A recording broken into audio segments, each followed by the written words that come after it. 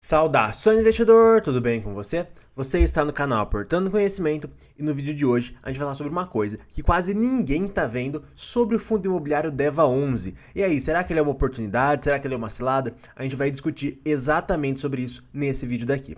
Mas falando um pouquinho sobre o DEVA11, ele é um fundo imobiliário de papel, ele chegou à Bolsa de Valores lá em novembro de 2020, ele é gerido pela Devan e atualmente ele tem um valor patrimonial, ou seja, a soma de todo o valor que tem dentro do fundo imobiliário é de 1,4 bilhão de reais. Então a gente vê que aí ele é um fundo já bem grande. E na verdade, quando a gente olha a cotação dele, a gente vê que lá no começo ele era cotado a 120, 130 reais, ali um pouquinho menos, e veio caindo, e atualmente ele vem sendo cotado a 86 reais.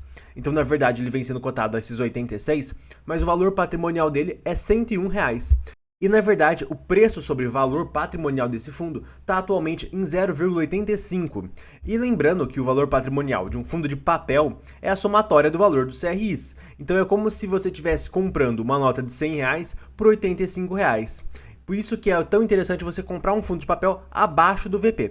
Mas falando especificamente do DEVA11, poxa, será que é uma oportunidade você comprar a esse preço? Ou será que tem uma cilada, que tem uma coisa escondida aí e por isso que ele está negociando tão abaixo assim do valor patrimonial? Será que ele está negociando tão abaixo do valor patrimonial porque os investidores estão falando que só vão investir nesse fundo imobiliário se ele tiver um desconto bem grande, porque ele também tem um risco bem grande? Bem, é sobre isso que a gente vai falar no vídeo de hoje.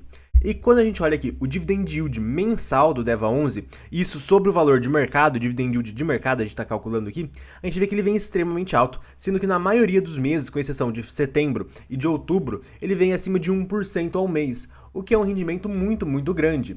Só que o que pouca gente percebe é essa segunda relação aqui, que um dividend yield alto de um fundo imobiliário de papel, ele está diretamente atrelado a uma alta taxa de juros dos CRIs que ele tem em carteira. E essa alta taxa de juros dos CRIs está atrelado ao alto risco.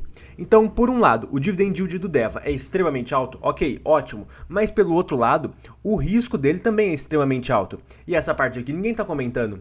E o grande problema disso tudo é que essa parte do risco alto é só meio que jogada para debaixo do tapete e quando que der algum problema realmente que o pessoal vai lembrar e falar, nossa, não é que ele era um fundo de alto risco mesmo? Então, isso aí é um grande problema. Você esquecer essa parte da equação é um grande problema. E quando a gente olha a carteira do DEVA, a gente vê que majoritariamente ele está alocado em CRIs. CRIs são como contratos de dívida, só que obrigatoriamente essa dívida tem que ser usada para fazer investimentos no setor imobiliário. Ele tem um pouquinho aqui de fundos imobiliários e um pouco de caixa. E quando a gente olha os segmentos que ele atua, os segmentos que ele faz esse CRI, a gente vê que corporativo é o maior deles. Corporativo é quando você empresta o dinheiro diretamente para uma empresa. Você tem também por multipropriedades e também de loteamento, que são aqui os três segmentos mais arriscados. Aliás, o de corporativo ele pode ser arriscado ou não, vai depender do perfil do fundo, mas o de multipropriedade e o de loteamento são os dois mais arriscados que temos. Então a gente percebe que realmente a carteira do DEVA11 tem um risco considerável, que muita gente está simplesmente ignorando, visto que ele está pagando mais de 1% ao mês. E isso é um grande erro de investimentos. Você tem que avaliar sim, e avaliar muito bem avaliado, o risco do fundo imobiliário que você investe. E quando a gente fala das taxas que esse fundo tem no seu CRI, a gente vê que ele majoritariamente tem aí o IPCA mais 10,44% ao ano, e isso representa mais de 80% do fundo quando a gente faz essa média. Então, na verdade, a gente vê que ele é um fundo com extremamente altas taxas e, obviamente, um extremo risco. E aqui tem a foto de alguns dos CRIs que ele tem em carteira. Esses aqui são só alguns, porque ele realmente tem bastante. E aí, se eu fosse colocar todos aqui, acabaria 3, 4 slides só para falar de todos os CRIs. Sendo que aqui, na verdade, a gente só vai passar o olho e falar, poxa, legal. E repara aqui, nessa parte aqui de status do CRI, que todos eles estão 100% adimplentes. Todos eles estão pagando tudo certinho. E, na verdade, todos os CRIs do DEVA11 estão nessa condição. Todos os CRIs eles estão pagando todas as suas obrigações da forma que foi estipulado e tá tudo certo. E aqui só dando uma explicação um pouco rápida de que obrigações seriam essa. A empresa, a pessoa que recebeu o dinheiro desse CRI, ele tem que todo mês pagar os juros desse CRI. Ele obrigatoriamente tem que pagar esses juros mensalmente, porque se ele não pagar, a dívida começa a aumentar de valor, e isso aí acaba que não é bom nem para o DEVA11, que acaba ficando mais arriscado ainda do que ele já é, e nem para o devedor, que aí tá vendo a sua dívida aumentar. Então todo mês ele vai lá e paga os juros. E além dos juros, ele tem uma amortização. Ele tem um tanto do principal da dívida que ele acaba pagando também. E isso já é previsto em contrato, o quanto dessa amortização ele tem que pagar. Então, até o momento, todos os CRIs do DEVA 11 estão pagando tudo certinho, como está previsto em contrato, e tá tudo certo. Só que qual que é o grande problema, e que é o motivo desse vídeo daqui? Que na verdade esse fato de todos os CRIs dele estarem adimplentes, todos estarem pagando tudo certinho, tá escondendo um risco enorme, que é o risco que a gente vai falar agora. E agora a gente tá aqui no meio do vídeo, mas se você estiver gostando, você pode se inscrever no canal para ficar por dentro dos próximos vídeos. Mas dando aqui seguimento à nossa análise de DEVA 11, o que a gente vai falar agora? Sobre um problema muito grande que todo fundo imobiliário de papel pode enfrentar, que é o reperfilamento de dívida. Então, quando um fundo imobiliário ele compra um CRI e quando a empresa que pegou esse dinheiro emprestado começa a dar problema, começa a não conseguir pagar todas as obrigações que são previstas em contratos, ele pode vir e falar, olha, essa empresa aqui não está conseguindo pagar, eu vou lá, vou tomar as garantias, vou dar um jeito nessa situação. Ou ele pode meio que tentar de um outro jeito um pouco mais fácil de resolver, que ele pode fazer um reperfilamento da dívida. Ele pode pegar esse CRI e modificar as regras para de que um jeito que a empresa consiga pagar. E isso que é o reperfilamento da dívida. Então, quando a empresa não consegue pagar os juros e a amortização, o contrato da dívida ele pode ser reperfilado, ele pode ser refeito com novas cláusulas, com novos valores, de modo que a empresa consiga pagar. Tá bom, mas qual que é o grande problema então desse reperfilamento? O grande problema é que isso vai gerar um risco meio que oculto nesse fundo imobiliário.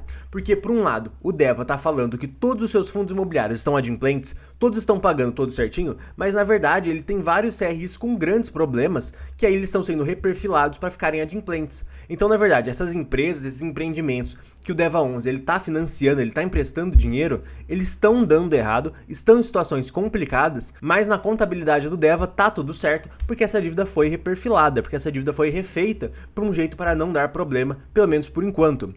Então aqui agora a gente vai ver um exemplo real de um reperfilamento de um CRI do DEVA, que na verdade era um CRI para uma empresa do ramo têxtil, que ela vinha tendo alguns problemas, ela não estava conseguindo pagar todo esse valor, e aí o DEVA foi lá e falou, não, peraí, vamos resolver, vamos renegociar essa dívida, vamos reperfilar esse CRI.